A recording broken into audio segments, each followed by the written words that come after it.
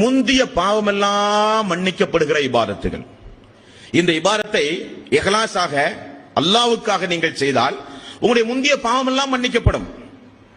அப்படிப்பட்ட சிறப்புக்குரிய இபாதத்துகள் எல்லாம் எது? ஒன்று, யார் ஒருவர் ஹஜ்ஜுடைய மாதத்தில் ஹஜ் செய்கிறார்களோ அந்த ஹஜ் அல்லாஹ்விடத்தில் ஒப்புக்கொள்ளப்பட்ட ஹஜ்ஜாக இருந்தால் அவருடைய முற்சென்ற எல்லா பாவங்களையும் அல்லாஹ் மன்னித்து விடுகிறான். இது எவ்வளவு பெரிய ஒரு பாக்கியம் அன்பார்ந்த சகோதரர்களே. செய்த ஹஜ்ஜுக்கு கூலி கொடுப்பதுதான நியாயம். அவன் தன்னுடைய பொருளாதாரத்தை செலவு செய்து உடலை உழைத்து ஹஜ்ஜுடைய மாதத்தில் செய்கிற நன்மைக்கு கூலி கொடுத்தால் போதுமே. கூலியையும் கொடுத்து ஒப்புக்கொள்ளப்பட்ட ஹஜ்ஜுக்கு கூலி சொர்க்கம். அது ரசூலுல்லாஹி ஸல்லல்லாஹு அலைஹி வஸல்லம் அவர்கள் சொல்லிவிட்டார்கள்.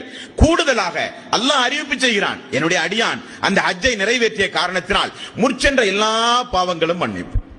அன்று பிறந்த பாலகனை போல எவ்வளவு அற்புதமான ஒரு வாய்ப்பு.